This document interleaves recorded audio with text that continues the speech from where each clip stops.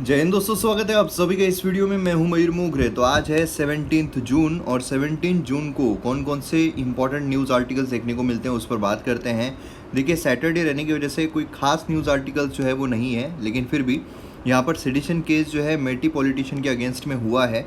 तो ये सेडिशन के बारे में आपको यहाँ पर पता रहना चाहिए। क्या हमने ऑलरेडी कवर किया हुआ है? जी हाँ, बिल्कुल कवर किया हुआ है। तो पीडीएफ के थ्रू आप जो भी हमने कवर किया हुआ है, पीडीएफ के थ्रू फिर से आप रिवाइज ज़रूर किया कीजिए। यहाँ पर मेरा बताने का तात्पर्य यही होता है कि आपको पीडीएफ से रिवाइज करना है। हम यहाँ पर वीडियो में फिर से नहीं देखने वाले हैं, ठीक है। पीडीएफ आपके पास शेयर्ड ऑलरेडी है, जो टेलीग्राम चैनल है मयूर मोगरे, वहाँ पर शेयर की जाती है। तो यहाँ पर आपको करना क्या है, पीडीएफ से फटाफट सर्च करना है एंड देन उसको रिवाइज करना है। साइक्लोन बिपरजॉय यहाँ पर लैंडफॉल जो है वो कर रहा है। साइक्लोन के बारे में आपको पता रहना चाहिए। क्या हमने कवर किया हुआ है? जी हाँ, बिल्कुल कवर किया है। तो साइक्लोन का फॉर्मेशन क्या होता है, कैसे होता है, हालांकि इसके बारे में हम ऑलरेडी देखने वाले हैं यहाँ पर भी। क्यों, कौन से इसमें? तो यहाँ पर जो अरेबियन सी है वहाँ पर वार्मिंग, मतलब बेसिकली क्या हो रहा है कि फोरकास्ट करना काफ़ी डिफ़िकल्ट हो रहा है अरेबियन सी में जो साइक्लोन्स निर्माण हो रहे हैं। तो बे ऑफ बंगाल में ज़्यादा हमें साइक्लोन्स क्यों देखने को मिलते हैं एज़ कम्पेयर टू अरेबियन सी? तो ये जो क्वेश्चन है, ये क्वेश्चन आज हम यहाँ पर कवर करने वाले हैं, जिसमें शॉर्ट में मैं ये भी बताऊँगा साइक्लोन की फॉर्मेशन कंडीशन क्या क्या होती है। लेकिन हमने जो कवर किया हुआ है वो आप ज़रूर सर्च करके देखिए। देन उसके बाद आसाम राइफल्स जो, उसके बारे में यहाँ पर जो न्यूज़ है वो देखने को मिल रही है। तो आसाम राइफल क्या है, इसमें हम सभी सेंट्रल जो फोर्सेस है उनको यहाँ पर कवर करेंगे आज के इसमें। देन उसके बाद यहाँ पर पीएम जो है वो मिलेट्स को प्रमोट कर रहे हैं। तो मिलेट्स क्या है ये आपको पता रहना चाहिए। क्या हमने कवर किया है? बिल्कुल कवर किया है। तो आपको क्या करना है, रिवाइज करना है पीडीएफ से। लैंडस्लाइड देखने को मिल रही है NH6 पर। तो लैंडस्लाइड क्या है, हालांकि डिजास्टर मैनेजमेंट में ये आता है, यहाँ पर हम ज्योग्राफी सेक्शन में इसको कवर करेंगे। तो ज़रूर यहाँ पर आज हम इसको कवर करने वाले हैं। यूएस ईरान न्यूक्लियर डील के बारे में यहाँ पर एडिटोरियल देखने को मिल रहा है, तो इसको भी हम यहाँ पर कवर करने की कोशिश करेंगे। तो ये सभी न्यूज़ आज हमें देखने को मिलते हैं। तो चलिए हम यहाँ पर चलते हैं जो हमारा आज का ये है इसमें। तो यहाँ पर हम आते हैं हमारे आज के न्यूज़पेपर के इसमें। तो हमें यहाँ पर जो आसाम राइफ़ल हम सर्च कर लेंगे, जिससे कि हमें आज की ये जो है ये मिल जाएगी। आसाम राइफ़ल हमने सर्च कर लिया। तो यहाँ पर आज का जो न्यूज़ है वो हमें देखने को मिल रही है। तो ये आप देख सकते हो, यहाँ पर जो न्यूज़ है वो बेसिकली आ गई है, ठीक है। तो सेंट्रल आर्म्ड पुलिस फोर्सेस जो है उसकी यहाँ पर बात की जा रही है। तो हुआ क्या है, हुआ ये है कि यहाँ पर जो सेडिशन केस है वो यहाँ पर देखने को मिल रहा है, ठीक है। तो यहाँ पर हम इसमें चले जाते हैं। हाँ, तो सेडिशन केस जो है वो बेसिकली यहाँ पर देखने को मिल रहा है मेती पॉलिटिशियन के अगेंस्ट में, ठीक है, आफ्टर आसाम राइफल्स प्लांट। तो अब यहाँ पर आपको पता रहना चाहिए कि सेंट्रल आर्म्ड पुलिस फोर्सेस जो है उसमें कौन कौन से आते हैं। ये आपको सिक्योरिटी पर्सपेक्टिव से भी इम्पॉर्टेंट है, मतलब मेंस पर्सपेक्टिव से भी इम्पॉर्टेंट है, प्लस प्रीलिम्स पर्सपेक्टिव से भी इम्पॉर्टेंट है। इसमें भी आपको क्वेश्चन पूछा जा सकता है।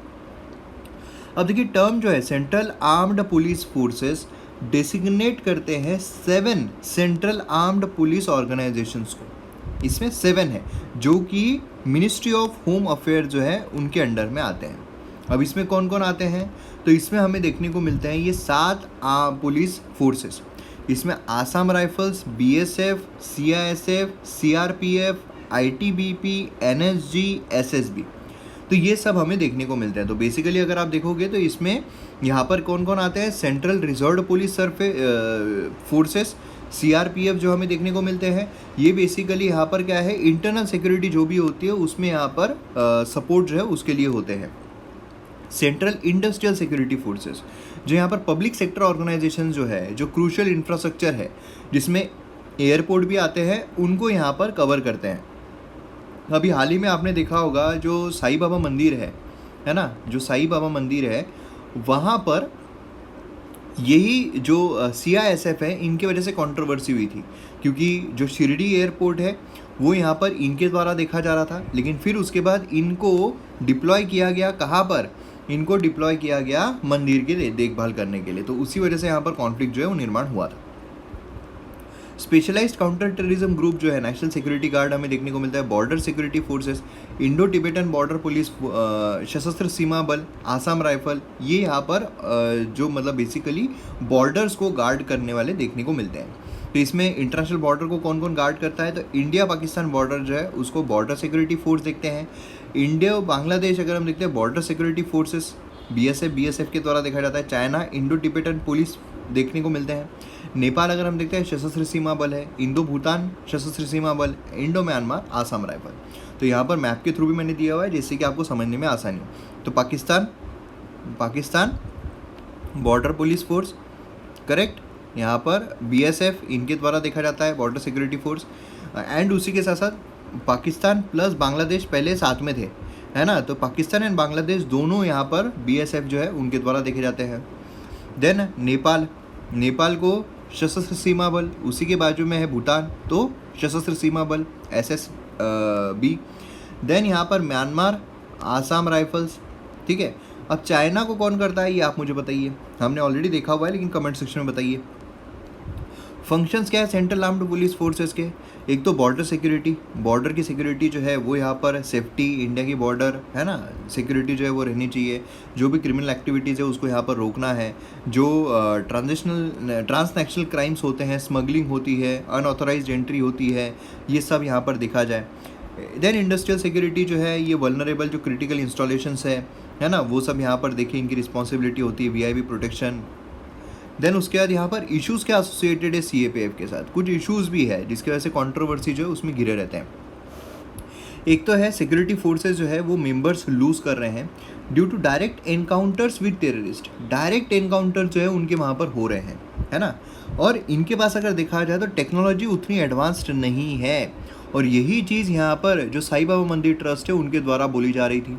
उनके द्वारा क्या बोला जा रहा था कि इनके पास उतनी इक्विप्ड ट्रेनिंग एंड टेक्नोलॉजी जो है वो नहीं है जो यहाँ पर प्रोटेक्शन के लिए काम आए। एंड यहाँ पर स्पेशली अगर आप देखोगे तो जो समझ लीजिए जो तस्करी नक्सली जो एरियाज़ होते हैं, अफेक्टेड एरियाज़ है, वहाँ पर भी जो सही तरीके से जो टेक्नोलॉजिकल एडवांसमेंट या सब कुछ चाहिए वो अवेलेबल नहीं है। CAPF असिस्टेंस ऑफर करते हैं आर्म्ड फोर्सेस को with man power, supplies and intelligence. IPS officer जो डिप्यूटेशन पे होते हैं वो टॉप पोजीशन होल्ड करते हैं CAPF में, ये आपको ध्यान में रखना है। तो अगर आप UPSC क्लियर करते हैं, उसमें आप IPS ऑफिसर बनते हैं, तो आप टॉप मोस्ट पोजीशन जो है वो होल्ड कर रहे हैं यहाँ पर। ऑफिसर जो है CAPF के वो डिमोरलाइज एज रिजल्ट, जिससे कि इफ़िशेंसी जो है ट्रूप की वो रिड्यूस हो जाती है ना, कि भाई यहाँ पर ये क्यों ऐसा हो रहा है। लैक ऑफ कैडर रिव्यू वो नहीं होता है। मतलब बेसिकली क्या है, ध्यान कहाँ दिया जा रहा है, ग्लोरीफाइड इस पर, बाकी यहाँ पर इतना ध्यान ही नहीं दिया जा रहा है गवर्नमेंट के द्वारा। तो यहाँ पर क्या होता है, प्रमोशन रेट बोलिए, सब कुछ फ्रस्ट्रेटेड हो जाते हैं, है ना। And although armed forces and CAPF जो है कंपेरेबल गोल्स यहाँ पर शेयर करते हैं, कंडीशन जो एम्प्लॉयमेंट की occasional subject to army functional supervision, significant pay and benefit gap जो है वो हमें दोनों में देखने को मिलता है ना। तो CAPF जो है वो इससे भी यहाँ पर डिस्करेज हो जाते हैं कि इतना पे जो है वो भी नहीं मिल पाता है। CAPF delayed modernization and address through modernization plan, जो यहाँ पर financial assistance CAPF updating their weapons, attire, equipments, ये सब भी यहाँ पर प्रॉब्लमेटिक हो जाता है। यहाँ पर लॉट ऑफ CAPF एम्प्लॉयज़ जो है वो मेंटल हेल्थ प्रॉब्लम जो है उससे भी गुजरते हैं, है ना, जिससे कि job dissatisfaction, lack of advancement opportunities, ये सारी चीज़ें, हाउसिंग प्रॉब्लम्स, है ना, ये सारी चीज़ें हमें देखने को मिलती हैं।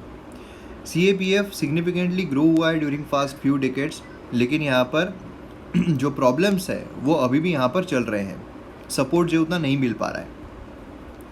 Lack of reliable internal grievance procedure जो है कि भाई अगर कोई भी प्रॉब्लम आता है तो उसको सुलझाने के लिए, मतलब बेसिकली समझ लीजिए ध्यान यहाँ पर दिया ही नहीं जा रहा है, ठीक है, ऐसा किया जा रहा है। 2017 में standing committee of home affairs ने वॉइस किया है concern about working condition of border patrol agents, ठीक है, ये देखा और कमेटी ने नोट किया कि little time for rest and sleep उनको मिलता है, इतना ज़्यादा उनको काम करना पड़ता है।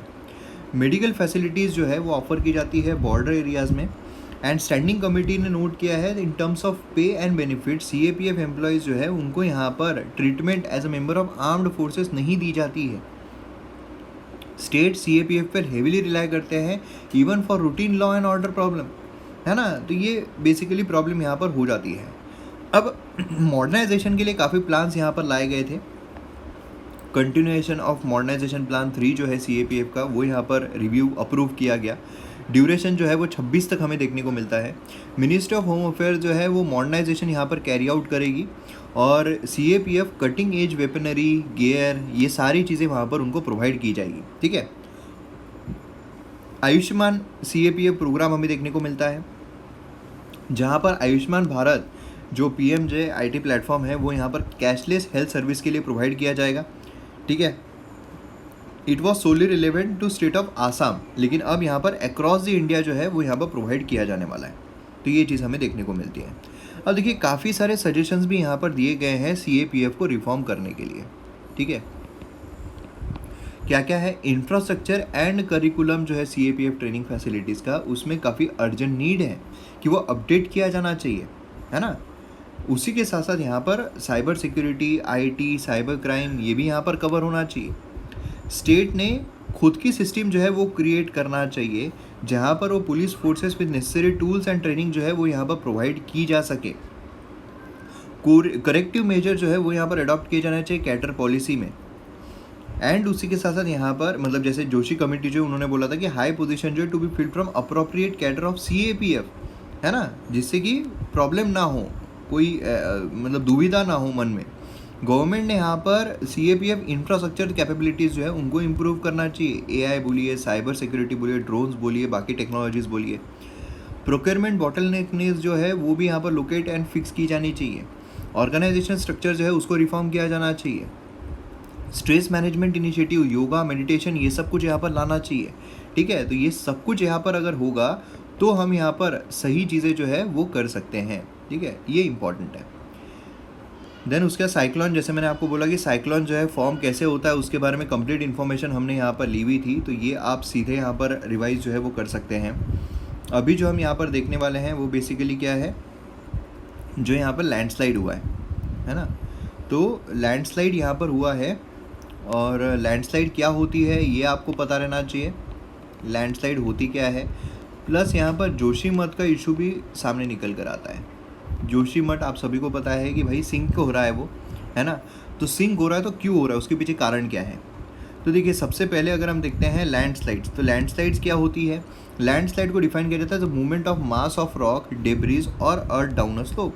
ऐसा कोई हिल है, अब यहाँ पर समझ लीजिए इरोजन हो रहा है हवा की वजह से, जो कुछ भी हो रहा है, ठीक है, मोस्टली पानी की वजह से क्या होता है, ये जो यहाँ पर सॉइल है ये लूज़ पड़ जाती है। ये लूज़ पड़ने की वजह से ऊपर जो भी पत्थर वत्थर कुछ फंसे हुए हैं वो यहाँ पर धंसना शुरू हो जाते हैं और गिरना शुरू हो जाते हैं। इसी को हम कहते हैं लैंड स्लाइड। जब लैंड जो है वो स्लाइड करती है उसको हम बोलते हैं लैंड स्लाइड। और स्लाइड कब करेगी, जब वो ऊपर होगी, मतलब टेकड़ी पर होगी, पहाड़ पर होगी, तो लैंड स्लाइड। अब क्या होता है, टेकड़ी के आजू बाजू में जो रोड जाते हैं उसकी वजह से वहाँ पर भी ब्लॉकेज जो है वो हमें देखने को मिलता है, या फिर जान भी जा सकती है ना। जोशीमठ का एक अलग ही प्रॉब्लम चल रहा है। जोशीमठ में क्या हो रहा है, जोशीमठ में तो वो मतलब बसा ही पूरा लैंडस्लाइडिंग एरिया पर है, तो उसकी वजह से क्या है कि वो लैंडस्लाइडिंग एरिया पर रहने की वजह से जो कंस्ट्रक्शन है हेवी कंस्ट्रक्शन हो गया है, तो ज़मीन ही नीचे धंस रही है, ठीक है। तो यहाँ पर मास वेस्टिंग के अलग अलग टाइप होते हैं, है ना। डाउनग्रेड मूवमेंट जो होती है सॉइल एंड रॉक की, तो 5 मोड्स ऑफ स्लोप मूवमेंट होती है, falls, topple, slide, spread and flow. अब देखिए यहाँ पर जो हमारा डिज़ास्टर मैनेजमेंट है ना, डिज़ास्टर मैनेजमेंट बहुत इम्पॉर्टेंट सब्जेक्ट है, और ये पूरा कवर हुआ है कहाँ पर, MM अकेडमी ऐप पर, ठीक है। तो ये ऐप आप डाउनलोड कीजिए, ऐप को डाउनलोड आप करोगे तो आपको इसके साथ साथ बाकी भी कोर्सेज जो है वो देखने को मिल जाएंगे एकदम लोवेस्ट प्राइजेस पर। आपको हाईएस्ट क्वालिटी कंटेंट जो है वो मिल रहा है, क्लियर है। तो ये आपका सब वहाँ पर क्लियर हो जाएगा कि ये क्या है। बाकी यहाँ पर कॉजेज़ जो है जैसे कि फोर्स एक्टिंग डाउनवर्ड, है ना, होता है। देन उसके बाद जियोलॉजी, यहाँ पर रेफर के कैरेक्टर ऑफ मटेरियल, जो यहाँ पर कैरेक्टर किस तरीके का, डिफरेंट स्ट्रेंथ एंड स्टिफनेस, है ना, ह्यूमन एक्टिविटीज़ की वजह से होता है। लैंडस्लाइड प्रोन एरियाज़ अगर हम देखते हैं तो एंटर हिमालयन ट्रैक जो है वो हमें लैंडस्लाइड प्रोन रीजन में देखने को मिलता है। मिटिगेशन इसके अगर हम देखते हैं तो कंस्ट्रक्शन जो है उसको रिस्ट्रिक्ट करना चाहिए, एग्रीकल्चर जो है वो लिमिट करनी चाहिए, लार्ज स्केल सेटलमेंट जो उसको कंट्रोल करना चाहिए, और सही डिज़ाइन के साथ डेवलप करना चाहिए। टेरेस फार्मिंग की जानी चाहिए, लार्ज स्केल अफॉरेस्टेशन प्रोग्राम करना चाहिए जिससे कि वो जो इरोजन है वो रुक जाए, है ना। स्टेप्स काफ़ी सारे लिए गए हैं। फ्लैश फ्लड जो है वो भी हमें देखने को मिलता है कि भाई सडन सर्ज जो वाटर का आ जाता है, जिसकी वजह से भी लैंडस्लाइड जो है वो काफ़ी प्रकृति से देखने को मिलती है ना। तो शॉर्ट ड्यूरेशन में हाई स्पीड जो पानी आ जाता है, जिसकी वजह से क्या होता है पूरा बहाकर लेकर जाता है। तो ये पुअर ड्रेनेज सिस्टम जो है हमारा, पुअर ड्रेनेज सिस्टम, वो यहाँ पर काफ़ी बड़ी इसमें योगदान जो है वो प्ले करती है। ठीक है, हेवी रेन, डैम्स जो है उसका लीक हो जाना, वॉल्केनोज, ये सारी चीज़ें उसमें हमें देखने को मिलती है। क्लियर है। मिटिगेशन में इंस्टेड ऑफ पहले पीपल जो है areas of slope firm ground for safety reasons रहना चाहिए, है ना, ये सब भी हमें देखने को मिलता है। जोशीमठ में क्या हो रहा है, अब देखिए जोशीमठ एक बार मैप के थ्रू मैं आपको बता देता हूँ किस तरीके का है। ठीक है, तो जोशीमठ अगर आप देखोगे तो ये यहाँ पर इस तरीके का हमें देखने को मिलता है। ये है जोशीमठ। ठीक है, यहाँ से आ रही है अलकनंदा नदी, यहाँ से आ रही है धवलीगंगा नदी। ठीक है, ये कौन सा प्रयाग होता है यहाँ पर आप बता सकते हैं, ये जो दोनों नदियाँ मिल रही है यहाँ पर कौन सा प्रयाग है, पंच प्रयाग, पांच प्रयाग हमें देखने को मिलते हैं। तो ये कौन सा प्रयाग है, जहाँ पर गंगा नदी की शुरुआत होती है वो देव प्रयाग है ना। तो ये कौन सा प्रयाग है आप मुझे कमेंट सेक्शन में बताइए। तो यहाँ पर क्या हुआ है, ऑलरेडी ये काफ़ी वल्नरेबल है, और उसी के साथ साथ जो यहाँ पर लैंडस्लाइड हुई थी, तो लैंडस्लाइड के बाद जो मलबा जमा हो जाता है, तो यही मलबे पर कंस्ट्रक्शन जो है वो शुरू हो गया। अब कंस्ट्रक्शन शुरू हो गया तो इतना कंस्ट्रक्शन हो गया, हेवी कंस्ट्रक्शन हो गया, ओवर पॉपुलेशन हो गई, जिससे अब मलबा जो है ये नीचे धंस रहा है। यही यहाँ पर जोशीमठ में प्रॉब्लम हो रही है। इन शॉर्ट अगर देखा जाए तो यहाँ पर वाइड क्रैक्स जो है वो रोड्स पर, हंड्रेड्स ऑफ हाउसेज जो है जोशीमठ उत्तराखंड में, वो यहाँ पर landslide and subsidence heat zone जो है वो डिक्लेयर किए गए हैं। मल्टीपल फैक्टर्स इसमें देखने को मिलते हैं, अनप्लान्ड कंस्ट्रक्शन हुआ है, ओवर पॉपुलेशन जो है वो हमें देखने को मिल रही है, प्लस ऑब्स्ट्रक्शन जो है नेचुरल फ्लो ऑफ वाटर का वो यहाँ पर हो रहा है, हाइडल पावर एक्टिविटीज़। तो ये सभी कारण हैं जिसकी वजह से हमें जोशीमठ जो है वो खिसकता हुआ नज़र आ रहा है। ठीक है, ये यहाँ पर रीजन साइट्स किए गए हैं जोशीमठ में। पेरिनियल स्ट्रीम जो है टाउन में हाईली वेदर्ड रॉक, उसकी वजह से हमें देखने को मिल रहा है। क्लियर है। एंड उसी के साथ साथ अब यहाँ पर आपको ये जोशीमठ का भी पूरा समझ में आ गया है, लैंडस्लाइड जो है वो भी अच्छी तरीके से समझ में आ गया है। अब यहाँ पर साइक्लोन की जब बात हो रही है तो अरेबियन सी में क्यों ज़्यादा साइक्लोन्स आते हैं, तो साइक्लोन जैसे मैंने आपको बोला कि पहले ही उसका सही तरीके से आप पढ़ लो, तो इसमें अगर आप देखोगे तो काफ़ी ज़्यादा साइक्लोन जो है वो अभी देखने को मिल रहे हैं रिसेंट टाइम्स में अरेबियन सी में भी। तो कहाँ कहाँ पर क्या क्या नाम दिए जाते हैं ये भी हमने कवर किया हुआ है। फेवरेबल कंडीशंस क्या क्या है फॉर्मेशन के लिए, कंटिन्यूस सप्लाई ऑफ मॉइस्चर रहना चाहिए, पानी जो है उसकी ज़रूरत पड़ती रहती है साइक्लोन के लिए। वार्म ओशन रहना चाहिए, भाई गर्म अगर सरफेस रहेगा तो ही तो जो मॉइस्चर है वो ऊपर जाएगा, एंड तभी तो यहाँ पर जो सही तरीके का साइक्लोन है वो क्रिएट हो पाएगा। कोरिलिस फोर्स, कोरिलिस फोर्स क्यों, क्योंकि जो एयर है वो सर्कुलर फॉर्म में घूमती रहती है, तो इसीलिए कोरिलिस फोर्स अगर नहीं रहेगा, इसलिए इक्वेटोरियल रीजन अगर आप देखोगे तो वहाँ पर कोरिलिस फोर्स नहीं होता है, इसी वजह से हमें जो साइक्लोन्स है वो देखने को नहीं मिलते हैं। Presence of weak low pressure zone, low pressure zone जो है, लो प्रेशर बनेगा तभी तो एयर जो है वो बाकी की बाहर की एयर उसमें आना शुरू करेगी और आएगी तो गोल गोल घूमकर, ये मैंने कवर किया हुआ है इसलिए मैं शॉर्ट में आपको बता रहा हूँ। Presence of upper air circulation है ना, ये सब कुछ यहाँ पर रहना चाहिए। अब अरेबियन सी में क्यों कम होते हैं, क्योंकि टेम्परेचर डिफरेंस, अरेबियन सी जो है उसका टेम्परेचर कंपेरेटिवली कम होता है as compare to Bay of Bengal, उसका ज़्यादा होता है, इसलिए ज़्यादा टेम्परेचर, ज़्यादा चांसेस कि साइक्लोन फॉर्म हो। Bay of Bengal higher concentration of surrounding mass land है, अब यहाँ पर सराउंडिंग मास लैंड ज़्यादा है, ये खुला खुला ज़्यादा है, जिसकी वजह से क्या होता है, मास लैंड रहने की वजह से ज़्यादा एक गर्म एयर जो है वो यहाँ पर हमें देखने को मिलती है। मोर फ्रेश वाटर जो है वो डिस्चार्ज हो रहा है बे ऑफ बंगाल में, तो फ्रेश वाटर होगा तो सलाइन वाटर नीचे जाएगा, फ्रेश वाटर जल्दी गर्म होगा। साइक्लोन जो है Pacific ocean hit coast of, जो पैसिफिक ओशंस होते हैं वहाँ पर जो साइक्लोन डेवलप हो रहे हैं वो यहाँ पर इसको ऊर्जा देते हैं। साइक्लोन से अरेबियन सी, भाई अरेबियन सी जो है वहाँ पर साइक्लोन की निर्मित जो है ये सब कारणों की वजह से हमें कम देखने को मिलती है। क्लियर है, तो ये चीज़ हो जाती है। इंटरनेशनल रिलेशन में भी एक न्यूज़ आर्टिकल जो है वो देखने को मिल रही है बेसिकली न्यूक्लियर डील की, यूएसए ईरान न्यूक्लियर डील। तो देखिए यूएसए ईरान न्यूक्लियर डील अगर हम देखें तो यहाँ पर हालांकि मैंने पूरा का पूरा आपको दिया हुआ है जिससे कि आप आसानी से अच्छे तरीके से पढ़ पाओ। ठीक है, तो यहाँ पर पूरा आप देख सकते हो, यहाँ पर पूरा मैंने न्यूक्लियर डील जो है उसको यहाँ पर कवर किया हुआ है, तो आप पढ़ने के लिए यहाँ से पढ़ सकते हो, रिवाइज करने के लिए यहाँ से कर सकते हो। लेकिन मैंने एक वीडियो जो है वो ऑलरेडी बनाया हुआ था पहले, जब डोनाल्ड ट्रंप जो है उन्होंने न्यूक्लियर डील ख़त्म कर दी थी, ख़राब कर दी थी, बाहर निकल गए थे, कैंसिल कर दी थी, तो इसीलिए वो वाला वीडियो मैं यहाँ पर आपको प्ले करके दिखा देता हूँ जिससे कि आपको अच्छे तरीके से न्यूक्लियर डील है क्या वो समझ में आ जाएगा। ठीक है, क्योंकि एग्जाम पर्सपेक्टिव से इतना इंपॉर्टेंट नहीं है, तो अगर आपको बंद भी करना है तो आप कर सकते हो। तो यहाँ पर आप देख सकते हो जो कुड्स फोर्सेस है जिसे लीड कर रहे थे सुलेमानी, वो काफी देशों में अपना इन्फ्लुएंस बढ़ा रहे थे। अभी अगर आप ईरान देखोगे तो वो शिया मेजोरिटी मुस्लिम्स वहां पर देखने को मिलते हैं, है ना। तो वो अपना इन्फ्लुएंस जो है, जैसे कि इराक हो गया वहां पर भी बढ़ा रहे थे, सीरिया हो गया वहां पर भी बढ़ा रहे थे, लेबनान हो गया वहां पर भी बढ़ा रहे थे, अफगानिस्तान, येमेन, ये सभी जगहों पर ईरान अपना इन्फ्लुएंस बढ़ा रहा था। तो ईरान के बारे में जानना भी जरूरी है। तो officially Islamic Republic of Iran इसे कहा जाता है, उसी के साथ साथ पर्शिया नाम से भी ये जाना जाता है। ये कैस्पियन सी से पर्शियन गल्फ तक एक्सटेंडेड है और गल्फ ऑफ ओमान तक। One of the world's largest proven oil reserve और नेचुरल गैस रिजर्व जो है वो हमें यहाँ पर देखने को मिलते हैं। इसकी कैपिटल तेहरान है, करेंसी रियाल है और इस्लामिक रिवॉल्यूशन 1979 के लिए भी इसे जाना जाता है। ग्लोबल लीडर शिया मुस्लिम सेक्ट के लिए देखने को मिलते हैं। और सैंक्शंस जो है, इस पर सैंक्शंस 2006 से ही लगाए गए थे, लेकिन उसे लिफ्ट कर दिया गया था 2015 के बाद से। अब देखिए, ईरान और यूएसए में जो दुश्मनी है कई साल से चलती आ रही है। अब जैसा कि मैंने आपसे कहा था, ईरान जो है वो है शिया मुस्लिम मेजोरिटी का देश, और अगर सऊदी अरेबिया अगर देखोगे तो वो है सुन्नी मेजोरिटी का देश। अब इन दोनों में काफी जो नोक झोंक है वो चलती रहती है, दुश्मनी जो है वो चलती रहती है। अब अगर यूएसए और सऊदी अरेबिया देखोगे तो उनके रिलेशंस जो है वो ओवर द टाइम काफी इंक्रीज होते रहे हैं। अब उसका रीजन क्या है? सऊदी अरेबिया, इसमें ऑयल हमें काफी ज्यादा देखने को मिलता है, और यूएसए में ऑयल काफी ज्यादा लग रहा था, इसलिए जो यूएसए है वो ऑयल परचेस कर रहा था सऊदी अरेबिया से। और सऊदी अरेबिया यहाँ पर ईरान, दोनों दुश्मन रहने की वजह से इसे ज्यादा जो वेपन्स है उसकी जरूरत पड़ती थी, और वेपन्स ये ज्यादातर जो यूएसए है उससे लेता था। तो दोनों में इकोनॉमिक रिलेशंस भी बिल्डअप हो गए, और इसीलिए दोनों के रिलेशंस काफी अच्छे होते रहे। और इसी दौरान जब यूएसए और ईरान की दुश्मनी बढ़ रही थी, सऊदी अरेबिया और यूएसए की दोस्ती बढ़ रही थी, तो यहां पर ईरान जब यूरेनियम का इस्तेमाल कर रहा था, उस वक्त जो आसपास की सुन्नी मेजोरिटी कंट्रीज है उन्होंने तकरार की कि ईरान यहां पर न्यूक्लियर वेपन्स बनाने की कोशिश कर रहा है। और जैसे ही ये पता चलता है कि जो ईरान है वो न्यूक्लियर वेपन्स बनाने की कोशिश कर रहा है, उस पर सैंक्शंस इंपोज कर दिए जाते हैं 2006 में।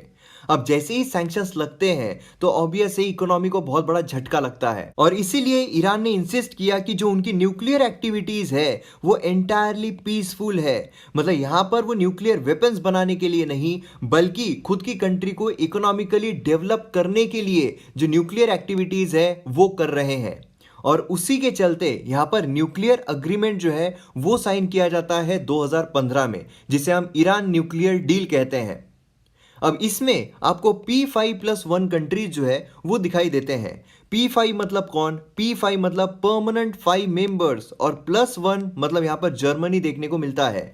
मतलब कौन? जो यूनाइटेड नेशन सिक्योरिटी काउंसिल के परमानेंट 5 मेंबर्स है, France, Russia, USA, Britain, China, plus यहाँ पर जर्मनी हमें देखने को मिलता है। तो P5+1 कंट्रीज यहाँ पर बन जाते हैं न्यूक्लियर डील के लिए। अब इसमें कई सारी चीजें बोली गई, मगर जो खास चीज थी वो ये थी कि यहाँ पर जो एनरिच्ड यूरेनियम है उसका जो स्टॉक पाइल है उससे गेट रीड कर देगा 98% तक ईरान। अब देखिए, जब भी आपको जो देश की तरक्की के लिए, मतलब आपको इलेक्ट्रिसिटी जो भी डेवलपमेंट करना है यूरेनियम के सहारे, वो जब आपको करना होता है तो आपको यूरेनियम 238 इसका इस्तेमाल करना होता है। और जब आपको न्यूक्लियर वेपन्स बनाने होते हैं उस टाइम पर आपको इसे एनरिच करना पड़ता है और उसे 235 पर ले जाना होता है।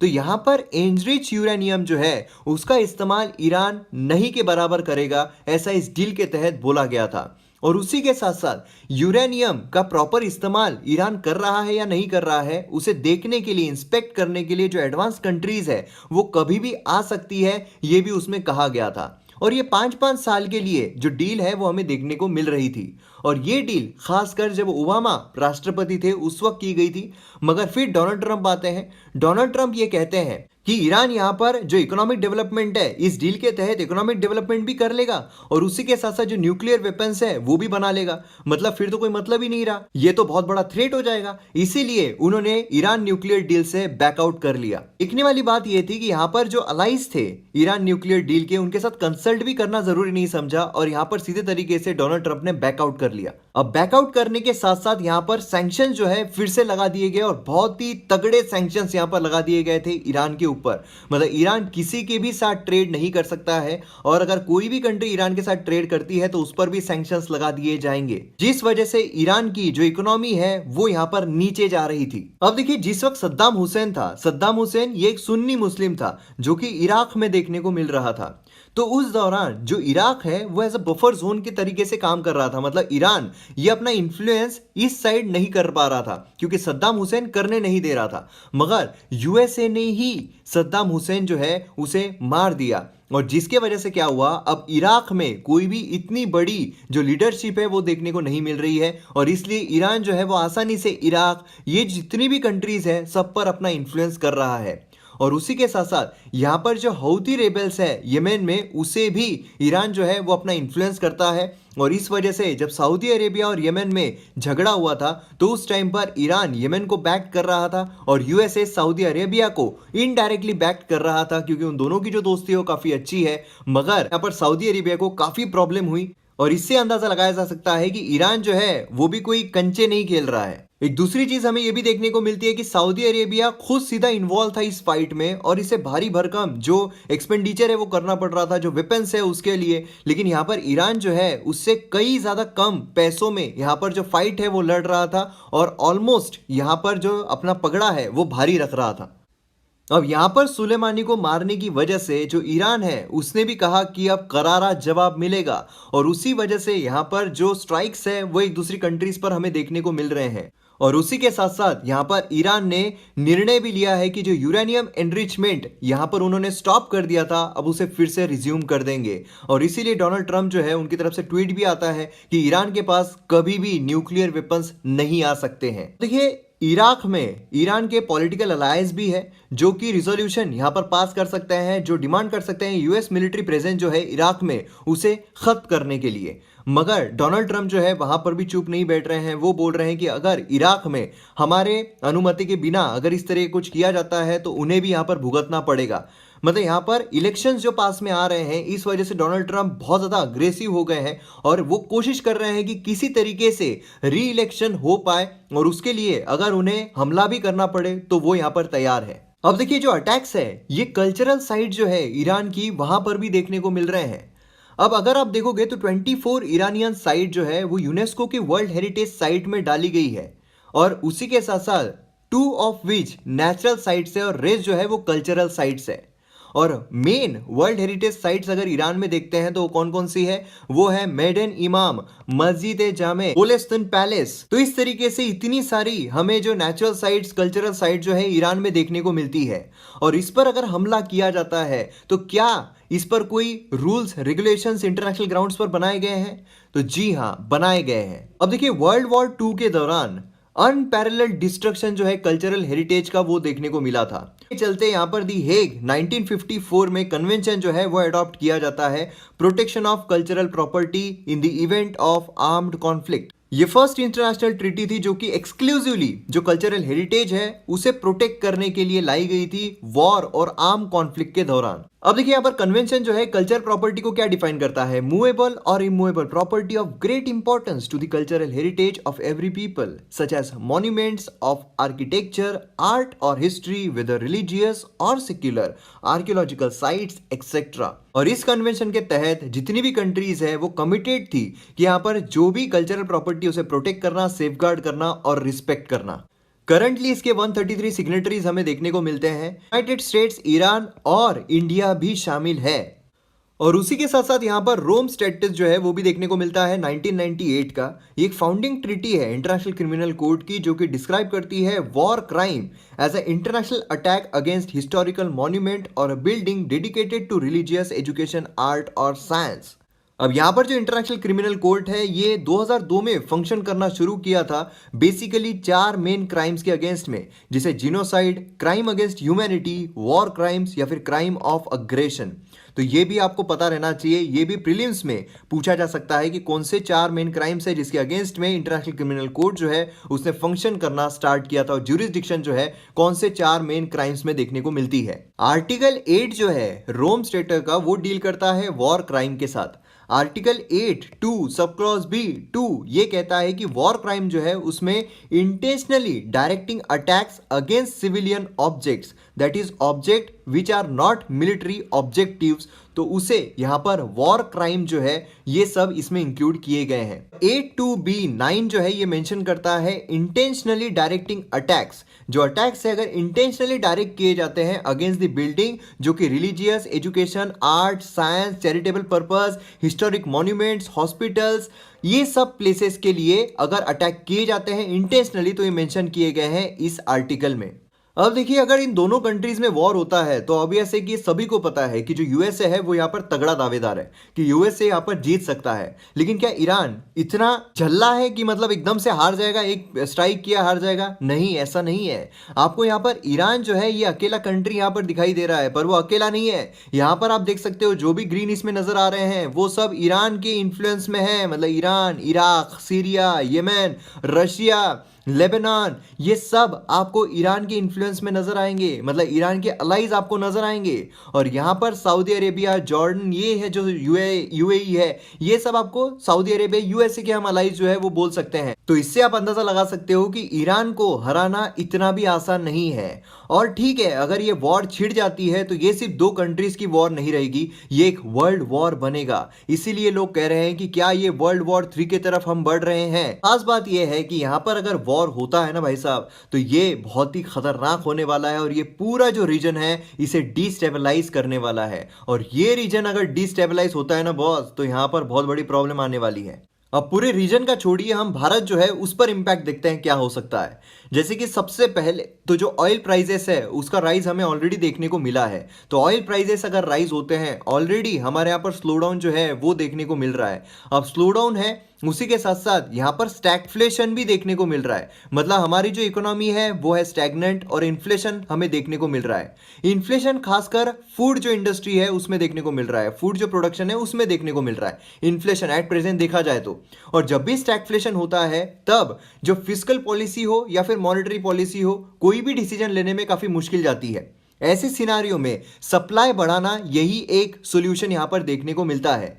मगर अगर ऑयल प्राइसेस बढ़ जाते हैं तो ट्रांसपोर्टेशन प्राइसेस बढ़ जाएंगे और सभी इसमें हमें इन्फ्लेशन जो है वो देखने को मिल सकता है। तो ये एक बहुत बड़ा सेटबैक इंडिया को लग सकता है जब फ्यूल प्राइसेस राइज होते हुए नजर आएंगे। यहाँ पर जो एनर्जी है वो भी यहाँ पर काफी अफेक्ट होगी, जो एनर्जी प्राइसेस है वो भी काफी ज्यादा अफेक्ट होंगे। उसी के साथ साथ यहाँ पर जो भारत ईरान के चाबहार पोर्ट पर जो इतना इन्वेस्ट कर रहा है जिससे कि वो अफगानिस्तान तक पहुंच सके, अफगानिस्तान के साथ ट्रेडिंग, ये सारी चीजें हो सके, क्योंकि यहां से अफगानिस्तान की तरफ जाना ये काफी मुश्किल है क्योंकि वहां पर पाकिस्तान ऑक्युपाइड कश्मीर के थ्रू जाना पड़ता है। मगर इसीलिए भारत ने यहाँ पर चाबहार पोर्ट जो है वहां पर इतना निवेश किया जिससे कि हम डायरेक्टली यहाँ पर मिडिल ईस्ट जो है उसके साथ कनेक्ट हो सकते हैं। तो अगर यहाँ पर इस तरीके का वॉर होता है तो इस पर भी काफी बुरा असर जो है वो पड़ सकता है। इस वजह से हमें ट्रेडिंग में और इकोनॉमी में बहुत बुरी तरीके से जो फटकार है वो पड़ सकती है। और उसी के साथ साथ यहाँ पर अगर आप देखोगे ये है ब्लू कलर में स्टैंडर्ड रूट, मतलब एट प्रेजेंट देखा जाए तो इस तरीके स्विस कैनाल के थ्रू जो भी माल है वो यूरोपियन कंट्रीज ये सब जगह पर पहुंचता है। मगर भारत जो है वो इस तरीके से ये रूट के जरिए जाना चाहता है। तो अगर ईरान में यहाँ पर हमला होता है, ईरान के साथ फाइट होती है, तो इंडिया को ये रूट जो है इस पर भी भारी भरकम नुकसान जो है वो झेलना पड़ेगा, जिससे कि भारत के बहुत ज्यादा पैसे वहां पर खर्च हो सकते हैं और इकोनॉमिकली और पॉलिटिकल पर्सपेक्टिव से, दोनों पर्सपेक्टिव से भारत को नुकसान यहाँ पर झेलना पड़ सकता है। और इतना ही नहीं, यहाँ पर स्ट्रेट ऑफ हॉर्मुज जो है ये स्ट्रेटेजिकली काफी इंपॉर्टेंट है क्योंकि जितनी भी ऑयल्स है वो इसी स्ट्रेट से पास होते हैं। तो इतना स्ट्रेटेजिकली इंपॉर्टेंट होने की वजह से ये स्ट्रेट जो है ये भी यहाँ पर काफी कॉन्फ्लिक्ट में आ सकता है अगर ईरान के साथ वॉर होता है तो। और देखिए, देखने वाली बात यह भी है कि यूएसए को जहां पर भी ईरान का इन्फ्लुएंस रहा है वहां पर अपनी मौजूदगी पूरी तरीके से जाहिर करने में काफी मुश्किल हुई है, भले वो अफगानिस्तान हो, भले वो सीरिया हो, क्योंकि यहां पर ये जो कंट्रीज है काफी पास में आ जाती है, ईरान हो जाए, रशिया हो जाए, क्योंकि ये लोग क्या होते हैं साथ में बैकअप करते हैं। लेकिन यूएसए काफी दूर पड़ जाता है और अगर देखा जाए तो इन्फ्लुएंस करने में काफी मुश्किलात होती है यूएसए को। तो इसीलिए यहां पर ईरान जो है उससे भी फाइट करने में इतनी आसानी नहीं जाएगी यूएसए को। तो ये था कंप्लीट एनालिसिस यूएसए और ईरान के रिलेशंस का और उसी के साथ साथ भारत पर उसके इम्पैक्ट का। तो मैं उम्मीद करता हूं कि आपको पूरा सिनारियो जो है वो अच्छी तरीके से समझ में आ गया होगा।